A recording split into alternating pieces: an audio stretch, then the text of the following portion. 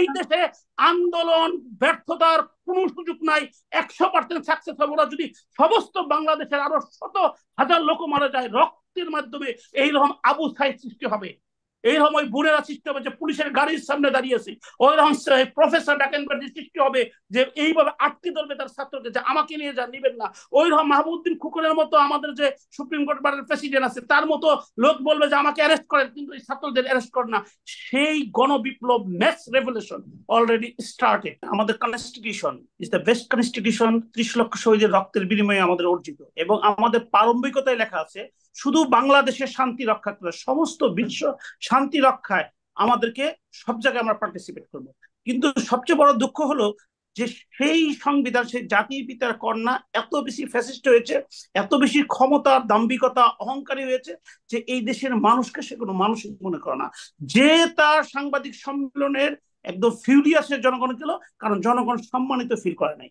তারপরে বিষয়টা হচ্ছে যে আজকের যে এই যে বৈষম্য বিরোধী আন্দোলন, এটা যে শুধু ছাত্রদের কারণে হয়েছে তা না, এটা হচ্ছে সামগ্রিক একটা রেজাল্ট। এই দীর্ঘদিন ক্ষমতায় থেকে মানুষকে কোনো ক্ষমতার স্বাদ না দিয়ে শুধু মানুষকে শোষণ করে এই দেশের সম্পদ বিদেশে পাচার করে এবং এক ধরনের শোষক সৃষ্টি করেছে, সেটা একদম গ্রাম থেকে শহর পর্যন্ত। যদি বলেন যে গ্রামে কেমনে, গ্রামে আওয়ামী লীগ, ছাত্রলীগ, যুবলীগ, স্বেচ্ছাসেবক লীগ, এদের কর্মীরা দেখলে সাধারণ মানুষ ভয়ে রাস্তা থেকে চলে যায়।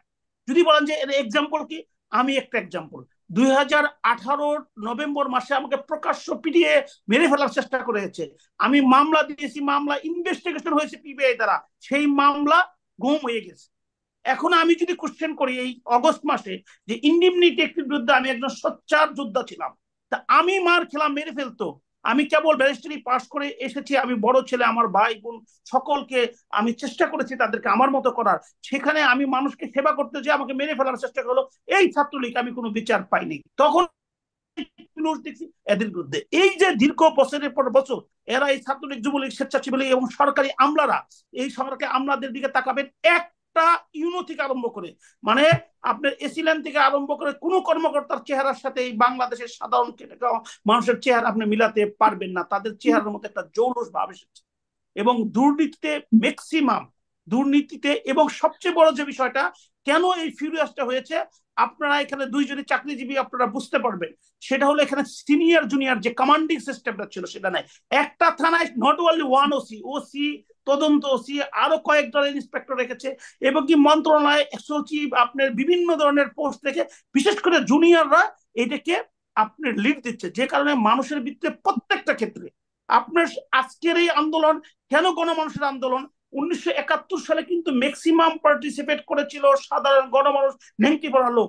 ওই দিন কিন্তু সুপ্রিম কোর্টের কোনো বিচারপতির একটা প্রমাণ পাবেন না মহান মুক্তিযুদ্ধে গিয়েছে, এবং সারা বাংলাদেশে তখন ওয়েস্ট বেঙ্গল ছিল, একটা মুন্সেফও পার্টিসিপেট করে নাই। কিন্তু আজকে আপনার BRAC university, Notre Dame college, residential college, আপনার যে নর্থ সাউথ ইউনিভার্সিটি, এই যে এইখানে মেরিটোরিয়াস এবং বড় লোকের ছেলেরা পড়ে, তারাও এখানে পার্টিসিপেট করেছে। কেন করেছে? তারা বৈষম্য কোনো নির্দিন্দায়, ইরেসপেক্টিভ এভরিওয়ান, তারা সবার রক্ত শাক শোষণ করছে। এখন এই আন্দোলনটা যেটা আপনি বলে সমন্বয়ক, সমন্বয়কের দিকেও তাকিয়ে নেই, বাংলাদেশের প্রত্যেকটা খেটে খাওয়া মানুষ আজকে সমন্বয় হয়েছে এবং তারা উইলফুললি রাস্তায় নেমে এসেছে। যদি সমন্বয়করা কোনো প্রস্তাবনা দেয়, কোনো কর্মসূচি না দেয়, শুধু যদি চোপ মেরে থাকে, যেমন ডিবি হচ্ছে তাদেরকে চোপ মেরে রাখা হয়েছিল, আমি আপনাকে গ্যারান্টিতে বলতে পারি যে আজকের বৈরী আবহাওয়ায় মানুষ বেরিয়ে গেছে, কোনো বৈরী আবহাওয়া নাই, মানুষ প্রতিদিন এমনি বেরিয়ে যাবে। যতদিন এই ফ্যাসিস্ট সরকার, এই মানুষের রক্ত শোষণ করা সরকার, যাদের জন্য মানুষ খেতে পারতেছে না, পড়তে পারে, আমি ব্যারিস্টার আসলাম, আপনাদের প্রয়াসে আমার বাচ্চা পড়ায়, আমার একটা অটিস্টিক একটু আগে করতেছিল, সার বেতন আমি ঠিক মতো দিতে পারতেছি না, কারণ আমি যদি অনেস্টলি চলি, আমি একটা সিন্ডিকেট, সুপ্রিম কোর্টের সিন্ডিকেট, কোটি কোটি টাকার মালিক, যারা এই দেশের টাকা পাচার করে নিয়ে যায়, যারা এখানে দুর্নীতির মাধ্যমে কয়েকজন লোক করে, আমি তাদের বিরুদ্ধে কথা বলছি, আমি অভিযোগকারী। আমার অভিযোগকারীকে শাস্তি দিয়ে 29 আগস্ট পর্যন্ত আমার ওকালতি বন্ধ করে দিয়েছে, এবং 50 দিন পরে আমি গত পরশু অ্যাপ্লিকেশন দেওয়ার পর গত কালকে আমি আমার বিরুদ্ধে কি অভিযোগ সেই নোটিশটা পেয়েছি, এর আগে পাইনি। এখন বিষয়টা হয়েছে যে বাংলাদেশের সাধারণ মানুষ এটা বুঝতে কোনো বাকি নাই, রিক্সাওয়ালা কোনো বুঝতে বাকি নাই। যখন বলতে সেটা ডিজিটাল স্মার্ট বাংলাদেশে, কাদের জন্য স্মার্ট? ওই শোষকদের জন্য, ওই ফ্যাসিস্টের জন্য। কিন্তু একটা রিক্সাওয়ালা বলছে না, একটা বিক্ষোভ বলছে না যে 6 কোটির অধিক লোক, 18 কোটির মধ্যে লোক, 1/3 লোক আমাদের ঘর নাই, আমাদের খাওয়ার জায়গা নাই, আমাদের কাপড় নাই, আমাদের সন্তানরা যারা লেখাপড়া করতেছে আপনি 56% কোটায় আর বাকি আবেদ আলী কোটা, আমরা কোনো জায়গায় চাকরি পাচ্ছি না। একটা মাস্টার ডিগ্রি ছেলে দারোয়ানের চাকরির জন্য অ্যাপ্লাই করে, শত শত প্রমাণ আছে।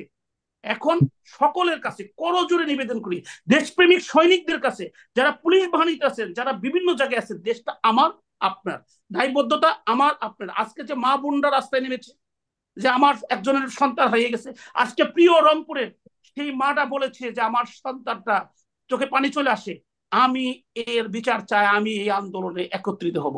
যে দেশে এইভাবে বুক খুলে বন্দুকের গুলির সামনে দাঁড়াতে পারে এক আবু সাইদ না শত শত আবু সাইদ, দেশে একটা বোন পুলিশের কাছে এমনি করে দাঁড়াতে পারে, সেই দেশে আন্দোলন ব্যর্থতার কোনো সুযোগ নাই।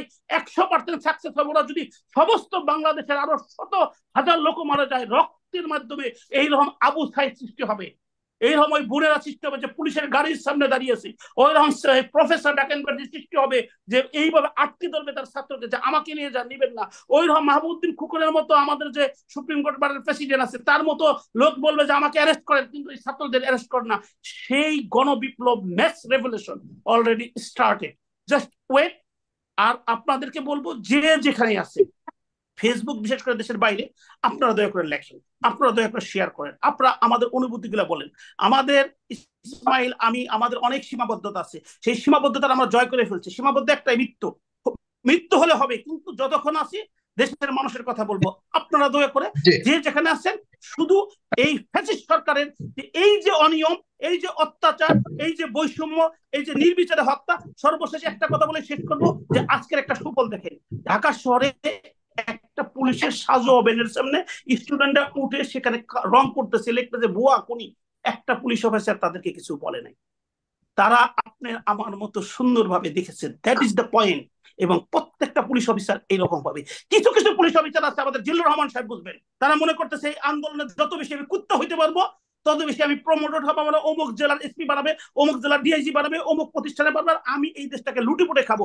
এই রকম ক্লোঙ্গার ব্যতীত, আমি আবার বলছি যে এই সরকারকে আন্দোলনের সময় আমি এসপি হব, আমি অমুক পোস্ট পাবো, তারপরে আমি লুটে পেটে খাবো, সেই সব কুলঙ্গার ব্যতীত যারা দেশপ্রেমকে ধারণ করে, তারা আজকে যে সাজোয়া বেনের সামনে আমরা দেখলাম যে ছাত্ররা ওখানে কালি করতেছে, রং করতেছে, খুনি লিখতেছে, বলছে, কিন্তু আমার পুলিশ ভাইরা ধৈর্য ধরে বসে আছে।